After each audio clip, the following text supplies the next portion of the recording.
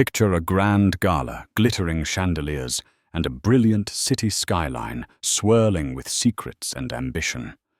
At the center of it all stands John Jacobs, a self-made millionaire with charisma so intense it could stop traffic.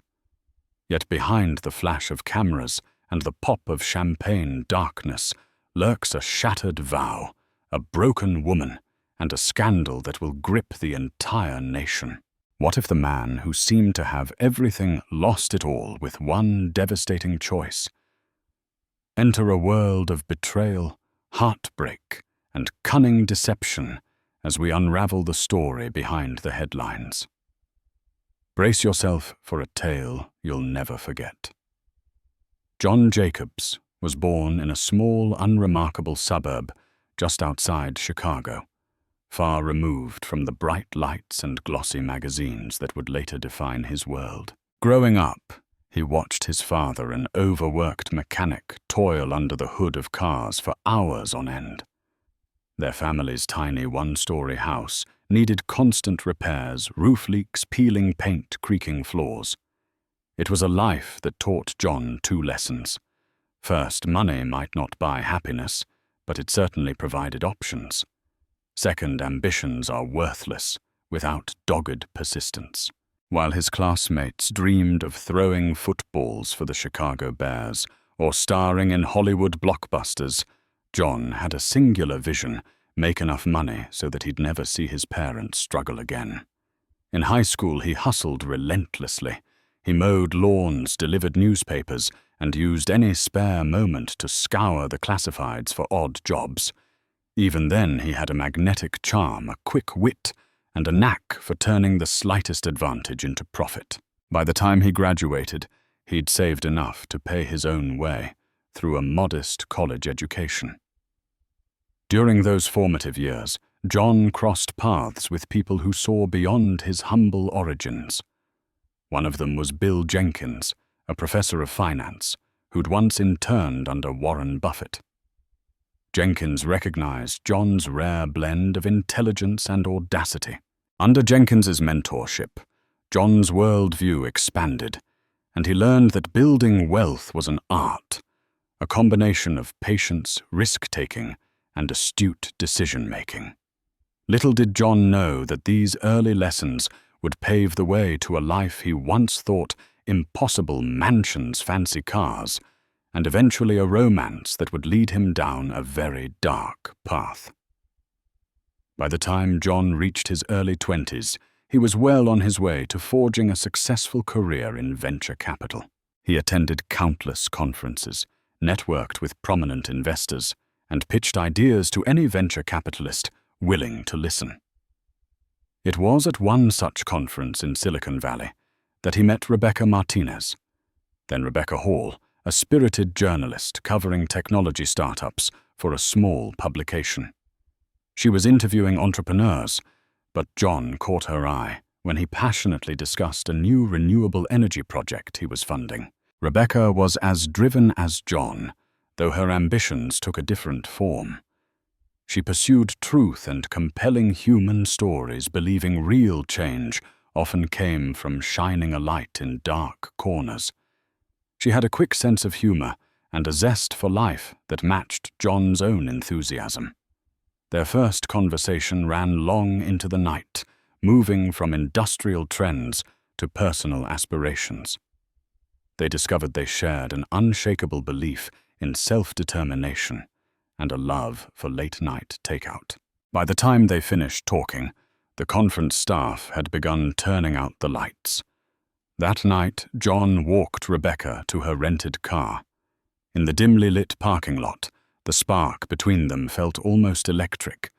They exchanged numbers, but not before John planted a gentle kiss on her cheek, a small gesture that somehow spoke volumes.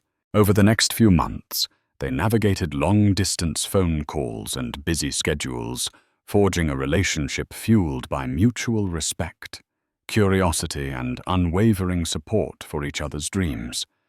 Their love story was in many ways a collaboration, a union of intellect, passion, and hope for a better life.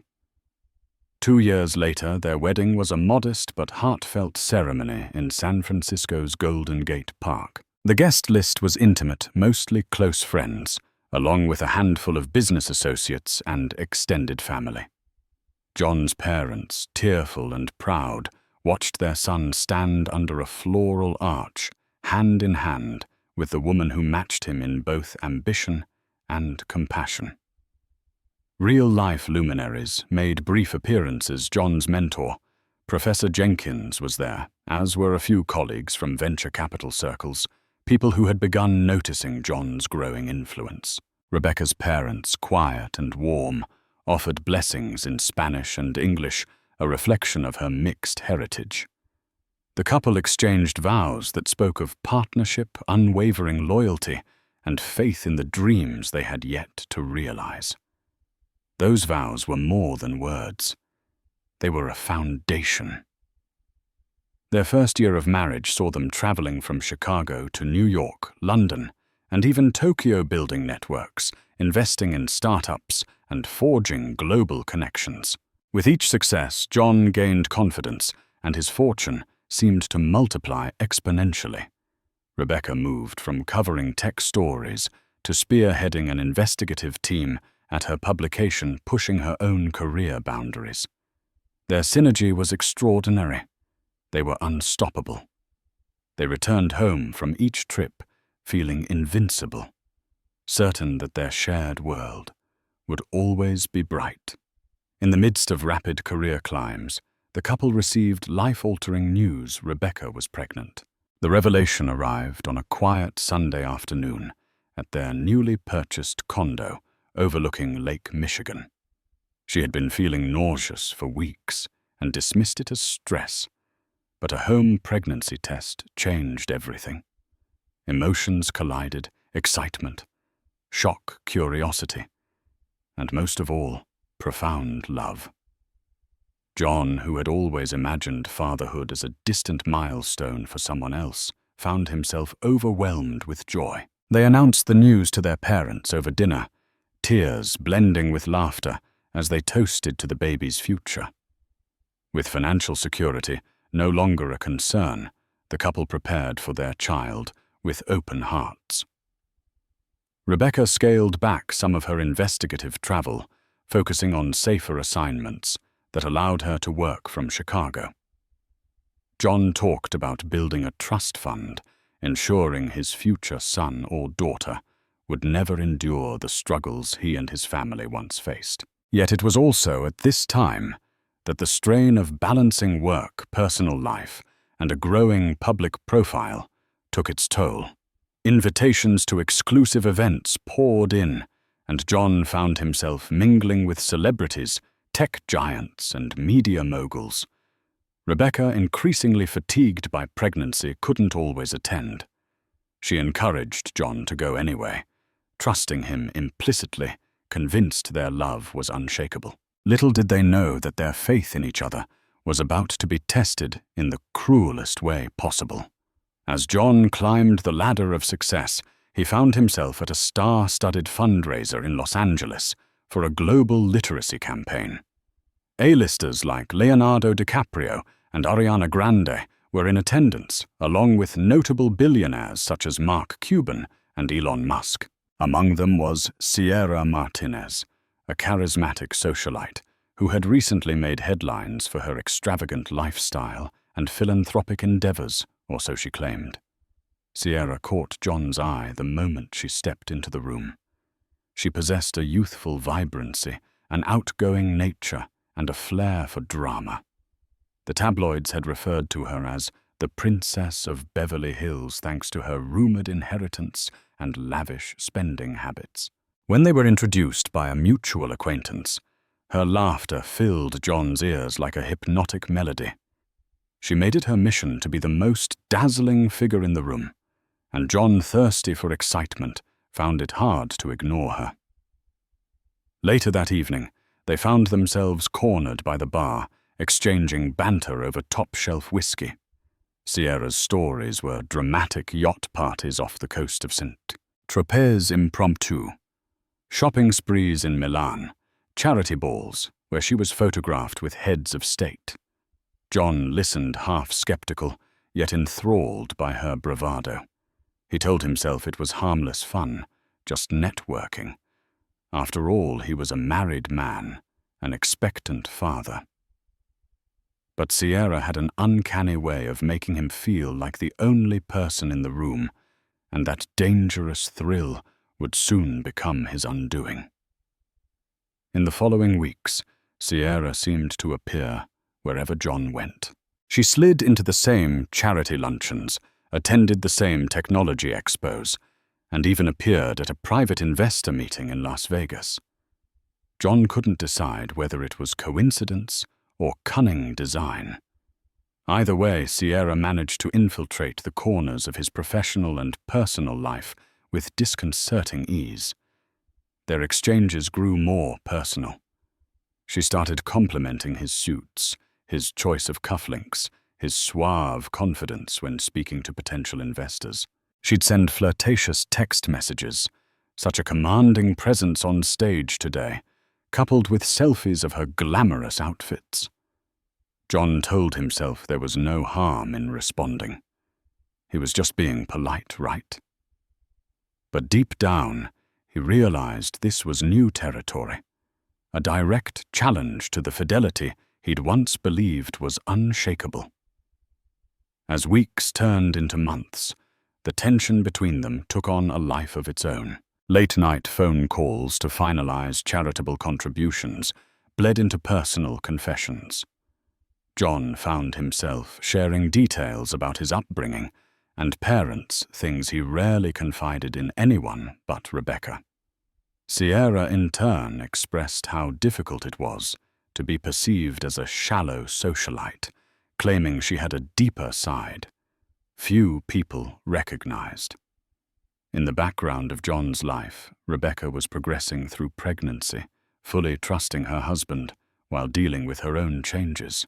John felt a creeping guilt, but he also felt something else he couldn't easily ignore: adrenaline. Back in Chicago, Rebecca sensed something was off. John became distant, frequently traveling to attend urgent business meetings. Late-night phone calls were followed by hurried explanations that never quite made sense. While she wanted to believe her husband's success demanded such a schedule, a gnawing anxiety welled up inside her.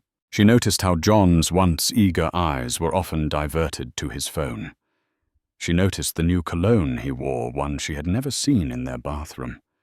Still, as her pregnancy advanced, she tried to quell her suspicions for the sake of peace and to avoid unnecessary stress. They had many joyous tasks to complete, choosing baby names, painting the nursery, shopping for a crib. John still participated, albeit with distracted enthusiasm. It felt like he was there, but not really, like his mind was always elsewhere. One evening, after finishing a light dinner of grilled vegetables and chicken, Rebecca had begun focusing on healthy eating. For the baby's sake, John's phone rang. He stepped outside to take the call. Rebecca peered through the window, her heart pounding at the sight of him pacing the balcony, speaking in hushed tones. She forced herself to push the worry aside, convincing herself that everything would be fine once the baby arrived. But deep down, she knew the trust they'd built was eroding one secret at a time. It was during a weekend in Las Vegas, under the guise of a business conference, that John's flirtation with Sierra escalated into a full-blown affair. After a lavish dinner with investors at the Bellagio, Sierra invited him to a private party in her suite. He told himself he'd just stop by for one drink, networking as always. Yet the moment he stepped into her opulent penthouse, decked out with crystal chandeliers and an unobstructed view of the Strip, he felt a rush of excitement that blurred the moral lines he'd once guarded fiercely. They talked for hours about everything and nothing: her love for contemporary art, his plans to expand philanthropic efforts in underserved communities. Alcohol flowed freely, and the tension between them burned like wildfire. By the time the sun rose over the neon-lit horizon, John and Sierra had crossed the point of no return. Emotions collided in a haze of guilt and a twisted sort of relief. That morning, as John buttoned his shirt and prepared to return to his own room, he felt a knot of terror in his chest. He had betrayed Rebecca. His pregnant wife, the woman who stood by him when he was just a determined kid from Chicago, and yet an equally powerful force pulled him back to Sierra. She was danger excitement, and a chance to feel unbound by the responsibilities piling up at home. That duality of shame and thrill would become a cruel addiction. Word of John's affair started as a whisper within the tight-knit circles of venture capitalists and socialites. A suspicious glance here, an offhand comment there. It didn't take long for rumors to spread. People who once admired John's success began to whisper behind his back. At first, the gossip was fueled by how often Sierra appeared at his side at conferences and black-tie galas where Rebecca was noticeably absent. Rebecca couldn't ignore these murmurs any longer. She confronted John, her voice trembling with both fear and anger. John tried to deny it at first, then resorted to half-truths. "She's just a colleague. We're working on a fundraiser for orphanages overseas." But his deflections fell flat. Rebecca had always been a sharp journalist. She recognized inconsistencies in his story. The pain in her eyes was immeasurable when she realized the man she trusted with her life had betrayed her so profoundly. Their once warm home turned cold. John slept on the couch or claimed to work late at his office. Rebecca spent nights crying, rereading the baby books they'd once examined together. She recalled the vows they exchanged under the flower arch in Golden Gate Park and wondered how things could have gone so horribly wrong. She contemplated leaving, but with the baby's due date edging closer, she felt trapped emotionally, financially, and psychologically. With tensions mounting and the media sniffing around for a scandal, John made a fateful decision. In a move that shocked friends, family, and the public, he publicly announced he was leaving Rebecca for Sierra. He rationalized it as a necessary step for everyone's happiness, as if heartbreak could ever be couched in corporate language. He took to social media, something he rarely did, to post a carefully worded statement about differing life paths and respect for one another's choices. The backlash was swift and brutal. Long-time friends condemned him, reminding him that his wife was pregnant and deserved more respect. The media, hungry for salacious details, pounced on the story. Celebrity gossip websites plastered photos of Rebecca, now heavily pregnant, leaving her doctor's appointment with tear-stained cheeks. Meanwhile, they showed John on a yacht party in Miami, with Sierra, her slender frame, draped over him like a trophy.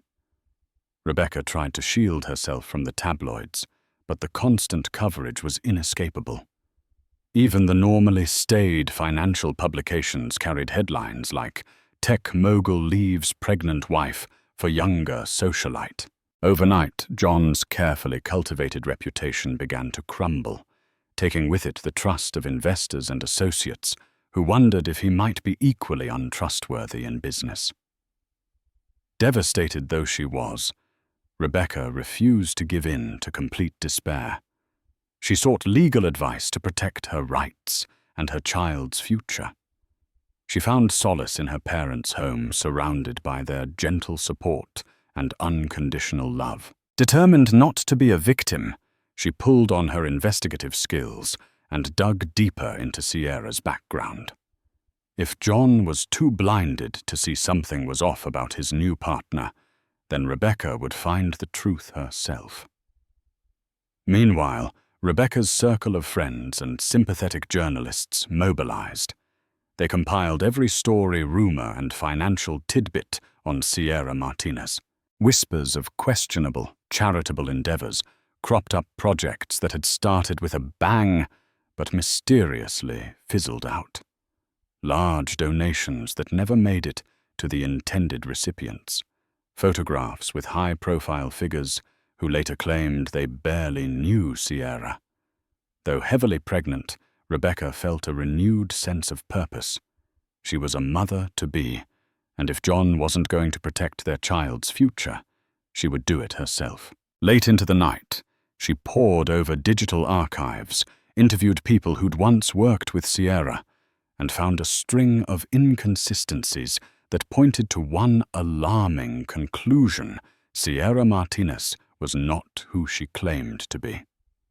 As the scandal escalated, Sierra reveled in the spotlight. She posted glamorous photos on Instagram, flaunting her new life with John. They dined at Michelin-starred restaurants, hopped between luxury resorts, and attended exclusive galas. At each event, Sierra sparkled, sometimes quite literally, with her diamond-studded gowns.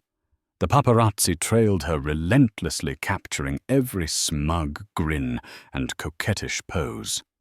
Yet for all her public displays of wealth, rumors about her phony philanthropic work continued to mount. Close associates who had once turned a blind eye to her murky background started speaking up. Some mentioned that her inheritance was nowhere near the magnitude she claimed.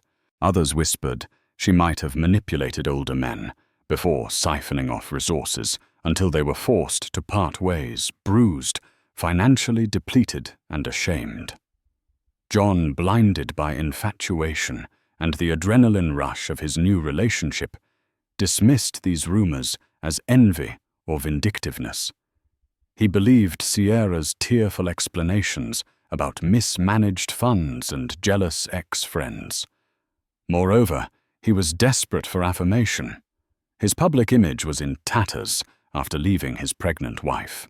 Sierra offered him unwavering support, at least on the surface. Her words were sweet, her embrace comforting, and her laughter a balm to his wounded ego. In return, John poured millions into Sierra's questionable charities and personal expenses, believing he was helping her build a better world. Rebecca went into labor earlier than expected in the midst of a Chicago winter storm. The roads were slick with ice, and a biting wind rattled the windows of the hospital where she was admitted. Her mother held her hand through the contractions, but the man she once called her partner was nowhere to be found.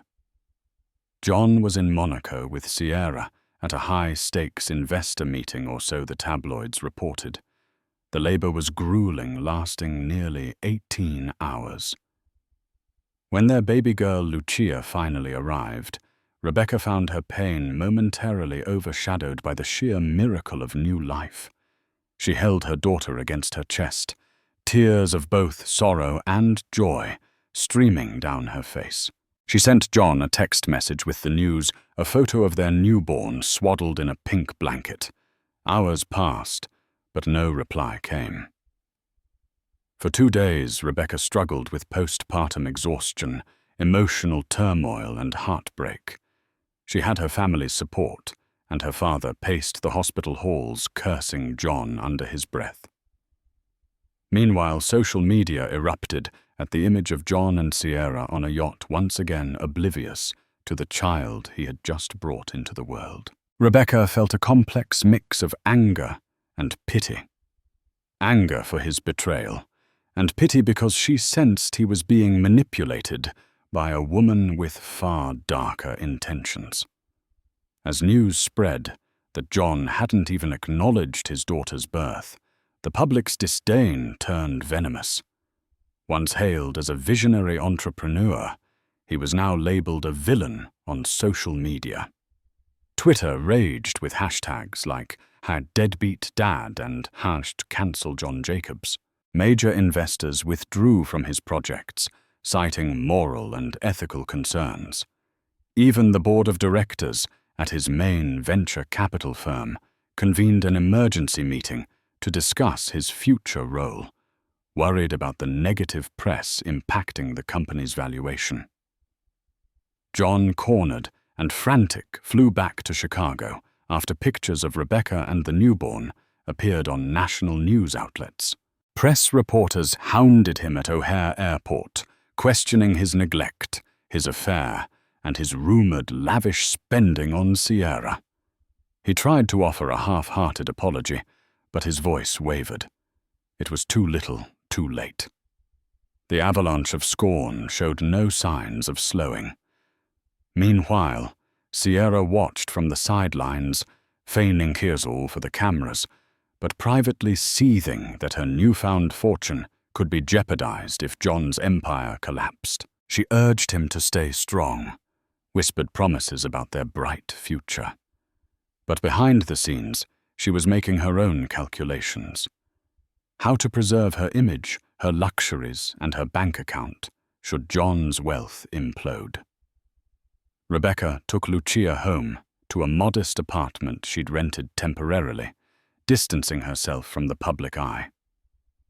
She found happiness in her daughter's little coos and sleepy smiles, drawing strength from this precious new life. However, looming over her was the question of financial support and custody.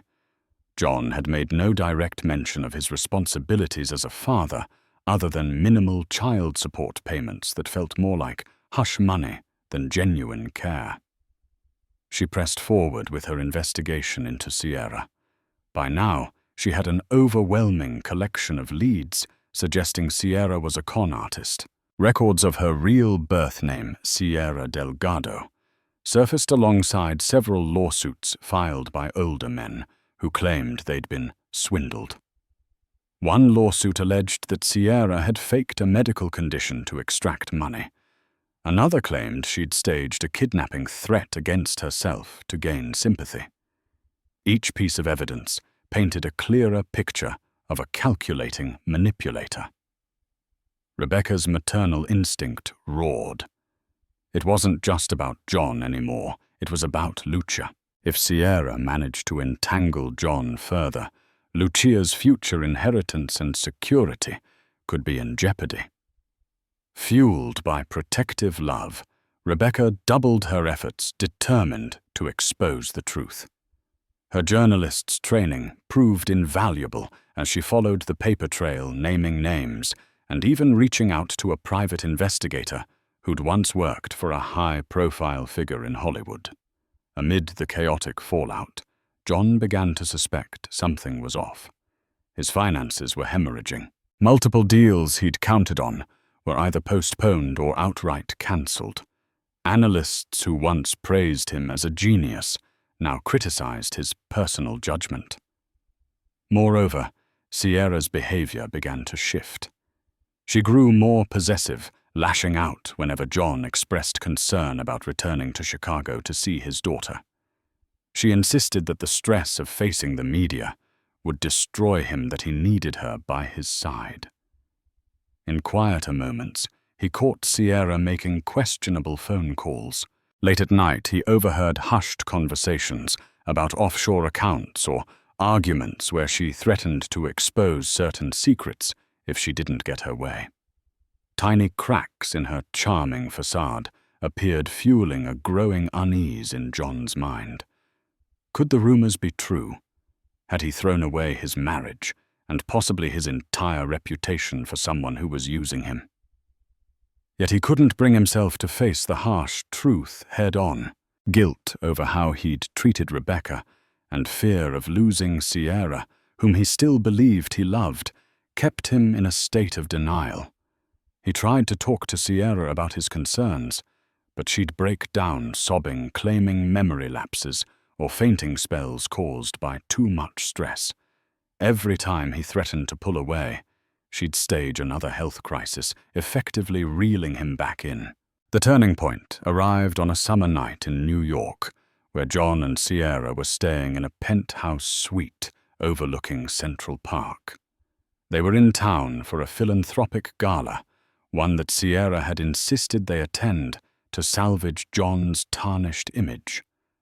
Before the event, Sierra claimed she had severe headaches and suddenly forgot their entire conversation from the previous day. Her face went pale, her eyes wide with confusion. "John, what are we doing in New York? Weren't we in Chicago just last night?" she asked, trembling. Alarmed, John called the hotel's private doctor, who performed a cursory checkup. Sierra refused to go to a hospital, insisting she just needed rest.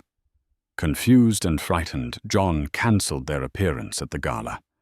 He sat by Sierra's bedside all night, worry churning in his stomach. It made no sense her so-called memory loss came out of nowhere. In the back of his mind, a small voice whispered, "This might be another one of her manipulations. But what if it was real? What if he abandoned her during a genuine medical crisis?" Over the next weeks, Sierra had repeated episodes. She'd forget entire days, sometimes even forgetting how she met John. Doctors found no physical cause, suggesting psychological stress or hinting it could be psychosomatic. John spent tens of thousands of dollars on specialists, private therapists, and luxurious retreats to help Sierra recuperate. She always showed a miraculous improvement whenever John lavished attention on her or bought her something extravagant. Rebecca, meanwhile, welcomed an investigative breakthrough. The private investigator she'd hired uncovered a damning piece of evidence, medical records, that showed Sierra had previously been investigated for staging illnesses. Her real name, Sierra Delgado, appeared in a closed case in Los Angeles, where she'd attempted a similar ruse to avoid paying back a large sum of borrowed money. She'd claimed to have amnesia then, too conveniently forgetting the debts and forging medical papers to back her story. Armed with these documents, Rebecca consulted attorneys to see if there was any path to holding Sierra accountable. The problem was many of Sierra's past victims had been reluctant to press charges, ashamed to admit they'd fallen for her scams. Moreover, Sierra often targeted men in powerful positions who preferred to keep scandal out of the public eye. Yet Rebecca wasn't deterred. She believed that exposing Sierra was crucial for her daughter's financial and emotional well-being. As for John, the walls continued to close in. Investors demanded accountability for his declining ventures. His board of directors threatened to oust him unless he stabilized the company's reputation. Rebecca's legal team sent notices reminding him of his paternal obligations. All the while, Sierra's memory lapses grew more dramatic, just in time to sabotage any attempt John made to reconnect with his daughter or invest time in repairing his personal life. The fateful confrontation happened on a crisp autumn day in Chicago. John had flown back for a critical board meeting that would decide whether he retained any control over his primary venture capital fund. Sierra, citing her fragile health, stayed behind in New York. John, free from her immediate influence, decided to visit Rebecca and Lucia. He showed up at Rebecca's door, awkwardly clutching a teddy bear and a bouquet of flowers. It was the first time he'd seen his daughter in months. The moment he laid eyes on Lucia, something in him cracked. She was learning to crawl, her big brown eyes a mirror of his own. All his pride, shame, guilt, and paternal instinct flooded over him. Rebecca allowed him inside, but her demeanor was guarded. She handed over a thick folder of documents, proof of Sierra's medical fraud, her past cons and statements from past victims. John's face went pale as he flipped through the pages. Confronted with the ugly reality, he had no choice but to believe it. He'd been duped. Overcome by a mix of rage and despair, he slumped onto Rebecca's couch, head in his hands. In that silent living room, with Lucia babbling on the rug, John and Rebecca found themselves on the cusp of a reconciliation that might never have been possible without this cataclysmic betrayal. But the question was, would John break free from Sierra's grip entirely, or was it already too late? Fueled by the new evidence, John confronted Sierra over the phone, accusing her of lying about her memory loss. Initially, she feigned outrage and threatened to expose him for emotional abuse, but the dynamic had shifted. John was no longer the naive man, enthralled by her charms. He demanded she meet him in Chicago to get checked by legitimate specialists. Unable to wriggle out of it without arousing further suspicion, Sierra reluctantly agreed. Rebecca and John collaborated to engineer a scenario that would reveal Sierra's deception publicly. If she had been lying about her memory loss, the best way to prove it was through a highly reputable medical team. John used his influence to set up an appointment at the Mayo Clinic, telling Sierra he'd pay for any and all treatments. The press got wind of it, fueling a flurry of headlines about the supportive millionaire standing by his ailing partner. Sierra arrived in Chicago with a glamorous entourage, wearing oversized sunglasses and complaining about splitting headaches. John met her with cool formality. He escorted her to a private wing of the clinic, where the top neurologists and psychologists stood by to run comprehensive tests. Sierra went along with it, perhaps thinking she could outsmart the doctors, or maybe forge medical reports like she had done in the past. But this was the Mayo Clinic, a fortress of integrity and advanced diagnostics. After a week of evaluations, the clinic's head neurologist, Dr. Margaret O'Neill, held a press conference with Sierra and John by her side. The anticipation among reporters was electric. Everyone wanted to know whether Sierra's condition was legitimate. Dr. O'Neill calmly explained that after extensive imaging, psychological testing, and round-the-clock observation, there was no evidence of any neurological or psychological disorder that would result in memory loss. Sierra's face went ghostly pale. She stammered something about the tests being inconclusive, but Dr. O'Neill was unyielding, stating that the data conclusively showed normal brain function. John, standing next to Sierra, listened in stony silence. Cameras flashed, capturing Sierra's panicked expression as she realized her charade was exposed.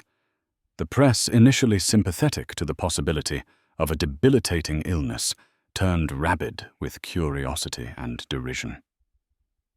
Rebecca watched the press conference from home, cradling Lucia in her arms, tears of relief sliding down her cheeks. She had fought for this moment, a moment that proved she wasn't crazy, and that her suspicions were valid all along. Now the entire world knew Sierra was a fraud. The story exploded across tabloids, news websites, and social media, overshadowing even the most sensational celebrity gossip.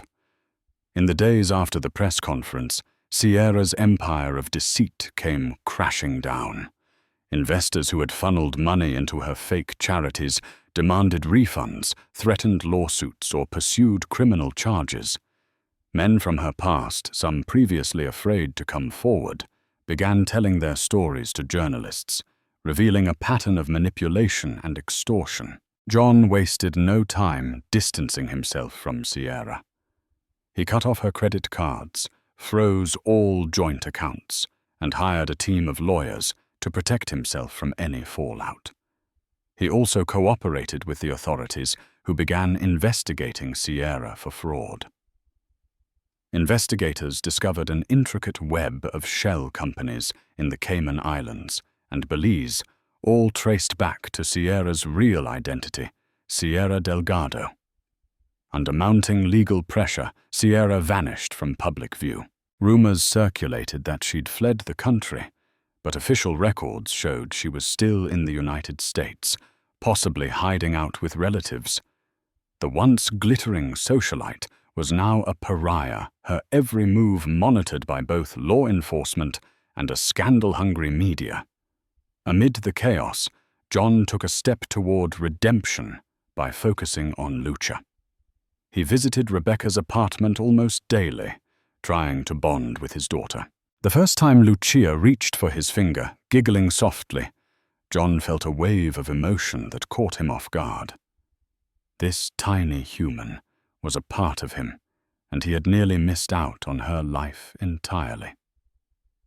Rebecca, still healing from her heartbreak, watched John with cautious optimism.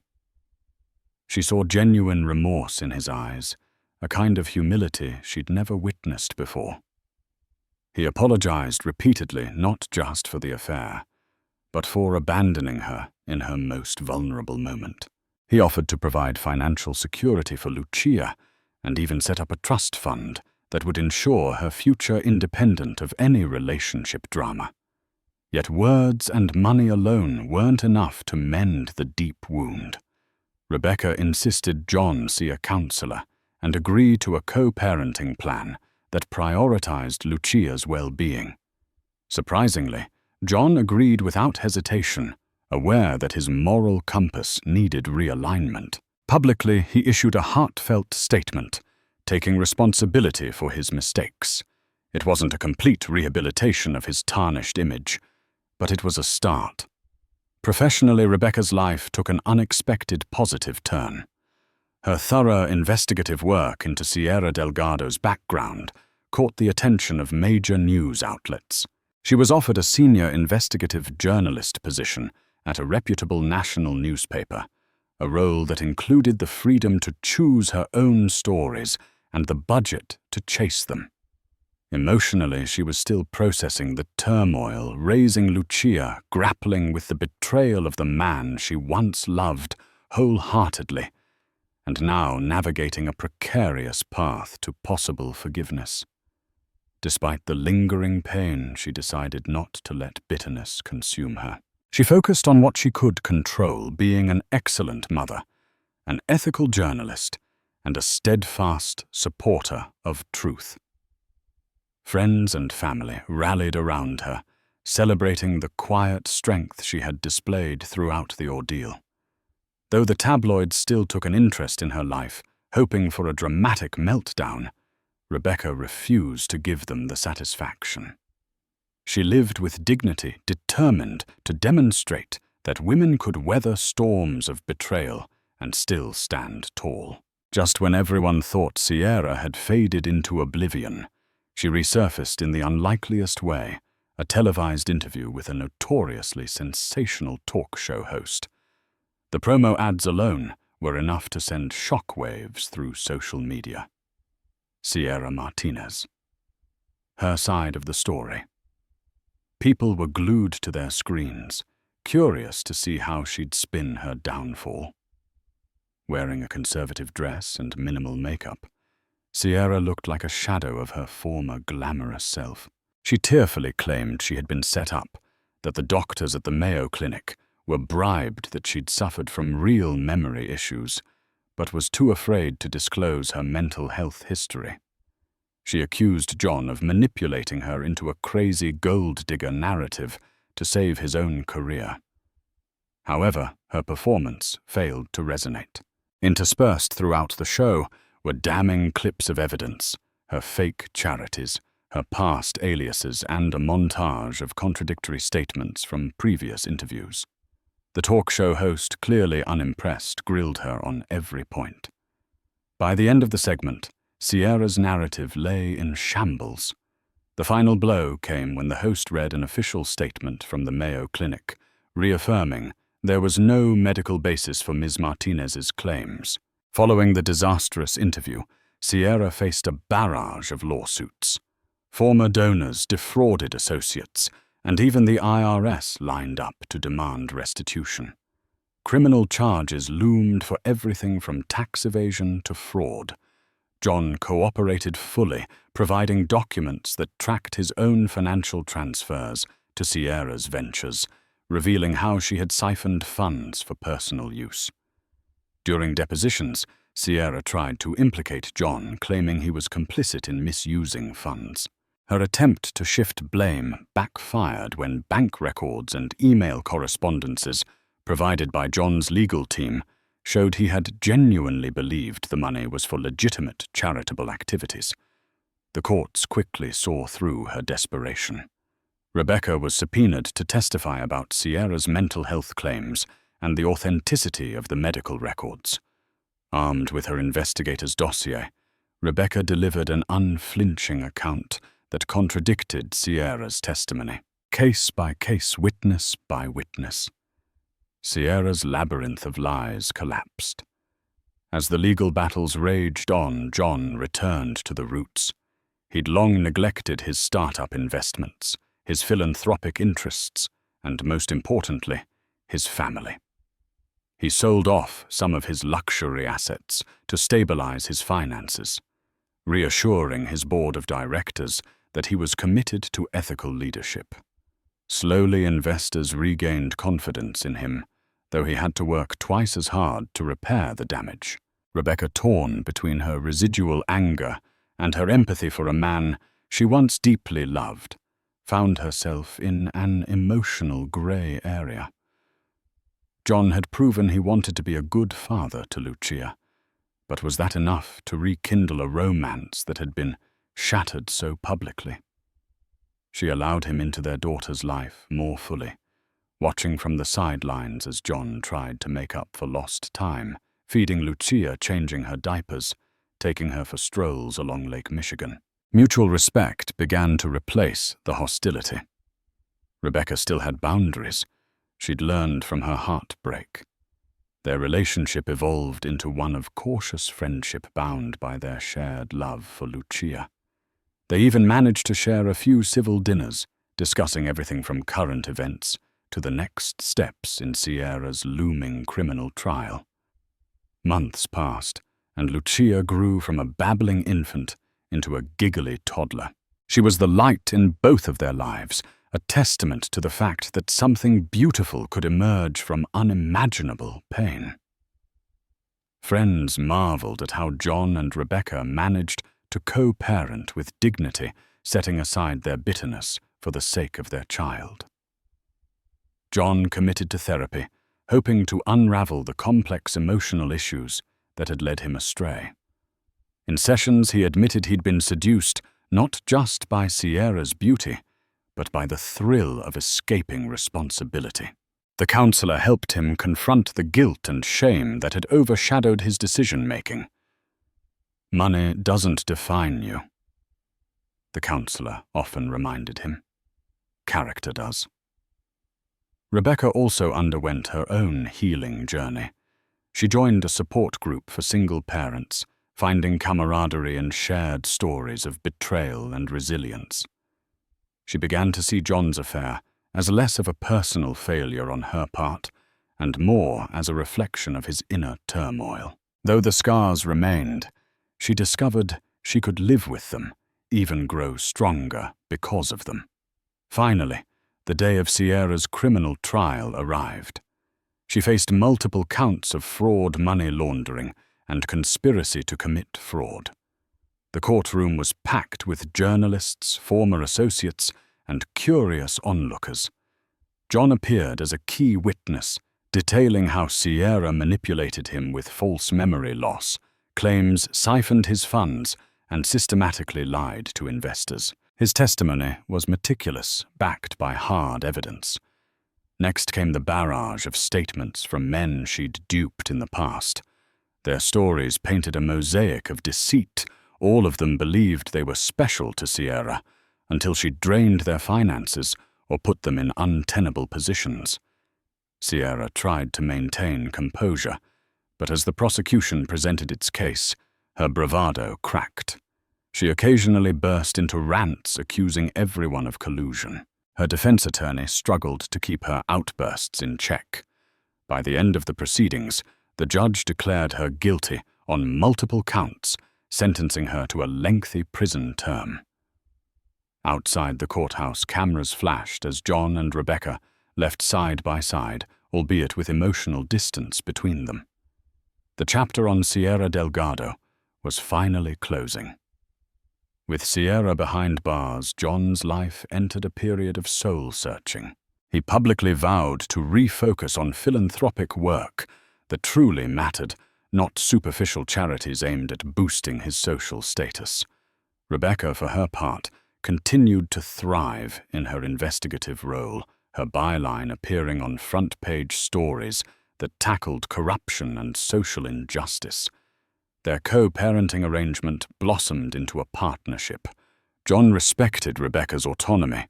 She respected his commitment to being a father. Occasionally, they'd attend events together for Lucia, her first birthday, a day trip to the Chicago Children's Museum, or a backyard barbecue with close friends. Each gathering chipped away at the lingering resentment between them. During one of Lucia's checkups, the pediatrician commended both parents for their involvement, remarking that many separated couples struggled with cooperation. John and Rebecca exchanged a subtle smile, knowing the journey they had taken to reach this point. They weren't fully reconciled romantically, but in the aftermath of so much heartache, there was an undeniable sense of peace. Evenings at Rebecca's apartment became a staple in John's schedule. Sometimes he'd stay for dinner, helping to feed Lucia. They'd chat about work, politics, or new scientific breakthroughs. Their old intellectual spark flickered now and then, reminiscent of nights in Silicon Valley, when they'd discuss big ideas over cheap takeout. One night, after putting Lucia to bed, they sat together in the dimly lit living room. John hesitated, then slowly placed his hand over Rebecca's. "I know I don't deserve another chance," he began, eyes glassy with unshed tears. "But if I keep showing up, if I keep proving I've changed, could there be a possibility for us?" Rebecca exhaled. She felt the heaviness of years past, the bittersweet taste of lost innocence. In that moment, she realized she still cared for him, perhaps more deeply than she wanted to admit. But trust was a fragile thing. "I don't have an answer for you today," she murmured. "But let's keep being the best parents we can be. We'll see where life takes us. Time has a way of smoothing even the deepest wounds when met with sincerity and effort." Over the next year, John continued therapy and also engaged in meditation and mindfulness. He put philanthropic projects under Rebecca's scrutiny, valuing her investigative eye to ensure everything was above board. Together, they established a scholarship fund for underprivileged high school students in Chicago, a nod to both of their humble beginnings and the power of education to transform lives. For her part, Rebecca found it easier to forgive as she witnessed genuine change. She no longer saw John as the arrogant, impulsive millionaire who had selfishly broken her heart, but as a man trying to shed his demons. While their relationship remained complicated, they built a stronger foundation of mutual respect. Meanwhile, Lucia thrived. She toddled around playgrounds, her laughter ringing out like tiny bells. Whenever they were together, the tension that once separated John and Rebecca seemed to dissolve. If there was one undeniable thing binding them, it was their love for this innocent soul who carried both of their legacies. Rebecca loved her new job, which offered her national platforms for stories that shone a spotlight on corporate greed, political corruption, and social injustice. She traveled occasionally for investigations, but always ensured Lucia was cared for by her parents or John. She even brought Lucia on shorter trips, blending motherhood with career in a delicate balancing act. John found his footing in the business world once more. He led a successful campaign to raise funds for green energy, startups, a passion he'd harbored since his early days. Public perception of him warmed slightly as he championed ethical investments. It wasn't a full redemption arc. He still had vocal critics, but at least he was no longer the punchline of every tabloid joke. Their worlds intersected often. John would text Rebecca pictures of Lucia playing in the park or a silly video of her first attempts at words.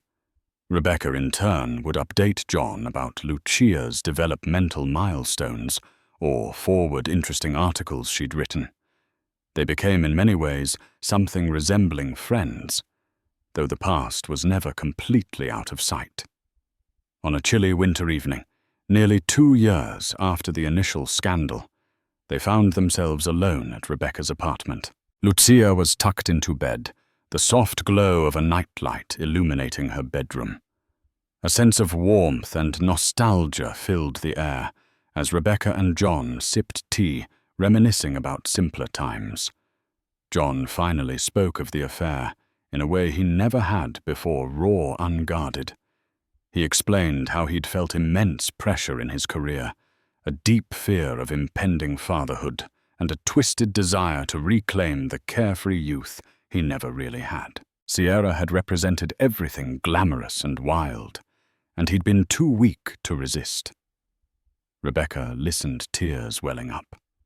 She confessed that during her pregnancy she'd sensed his apprehension, but never pushed him to open up.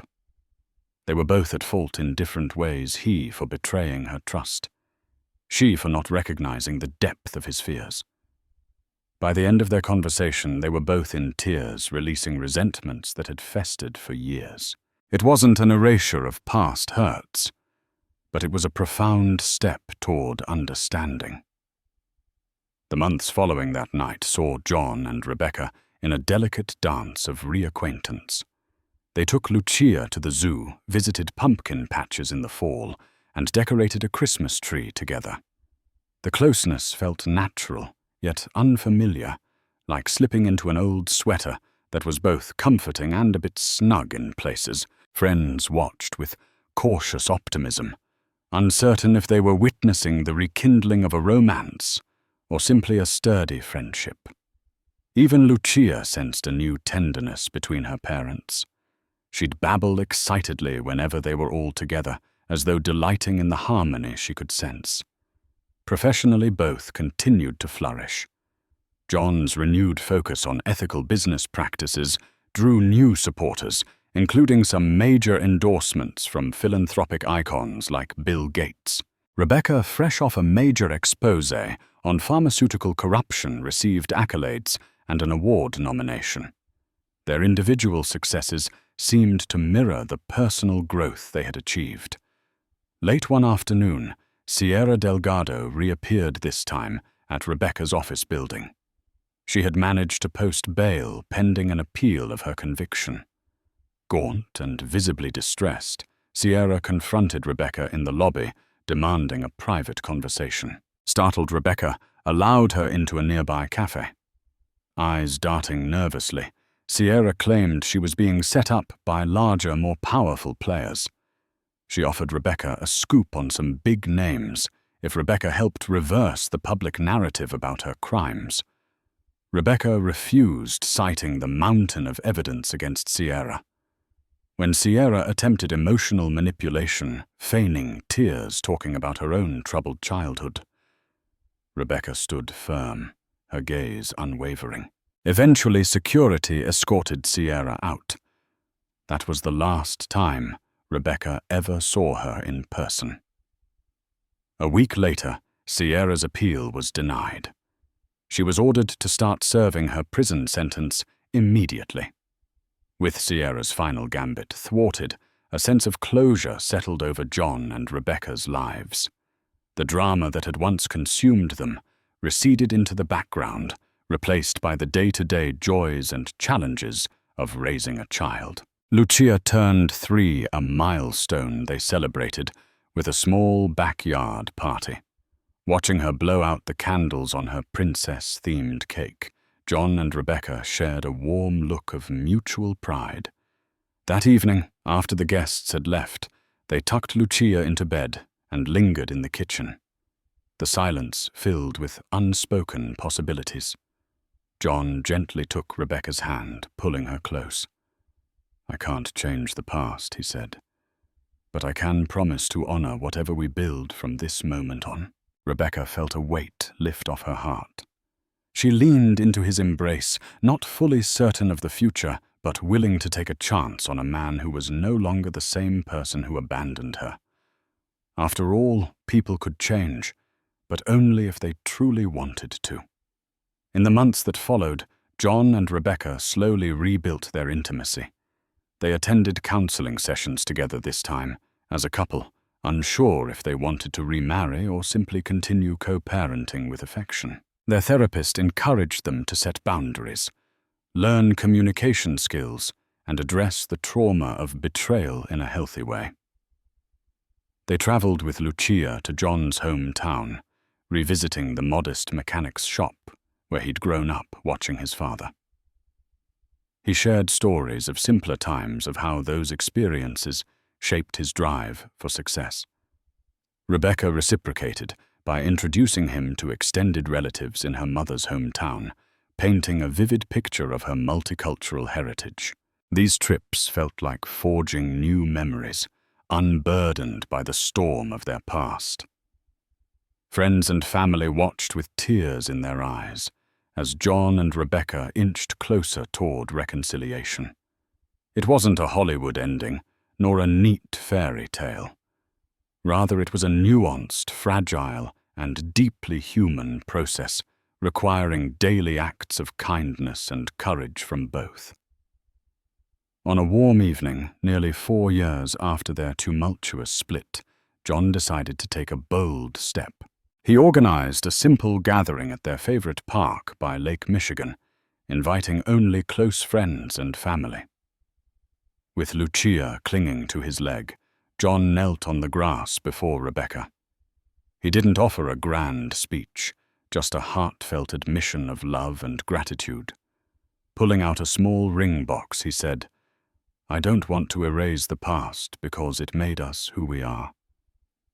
But I do want to build a future, a real one, together, if you'll have me." Tears shimmered in Rebecca's eyes. She glanced at Lucia, who looked up curiously. In that moment, she understood that forgiveness was never about condoning wrongs, but about choosing hope over resentment. She nodded, unable to form words, letting her tears speak for her. The gathered group erupted in applause, a soft breeze carrying their cheers across the water. John and Rebecca remarried in an intimate rooftop ceremony, overlooking the Chicago skyline that had witnessed their rise, fall, and redemption. With Lucia as the joyful flower girl, their vows spoke not of perfection, but of growth, loyalty, and love forged through fire. This time it wasn't about grand romance, it was about resilience, daily effort, and mutual respect. Friends and family watched as two people, once broken by betrayal, chose each other again, not to erase the past, but to honor it. Their kiss sealed not a fairy tale ending, but the beginning of a new, wiser chapter together. Years later, John and Rebecca lived a life rebuilt from ashes. His venture firm now championed climate and education, while she became an award-winning journalist exposing injustice. At home, laughter and love echoed as they raised Lucia, savoring the ordinary moments they once risked losing. They still had disagreements, but always returned to honesty and empathy. Sierra Delgado faded into obscurity, a forgotten name and a painful lesson. Their story wasn't perfect, but it was real proof that healing, though hard-won, is possible when love is chosen every day. Not despite the fiat, but because of it. Thank you for joining us on this extraordinary journey of betrayal, heartbreak, and unexpected redemption. John and Rebecca's story is a testament to the human spirit's capacity to endure, learn, and heal in the face of life's greatest trials. From glamorous yacht parties to tear-filled hospital rooms, they discovered that true wealth lies not in million-dollar deals or fleeting fame, but in the relationships we nurture and the integrity we choose every single day. If this story moved you, inspired you, or even made you question your own limits of forgiveness, don't let it end here. Support our channel by hitting the like button, sharing this video with friends who love real-life drama, and subscribing for more gripping stories that that reveal the depths of human emotion. Until next time, remember the darkest secrets can sometimes lead to the brightest new beginnings.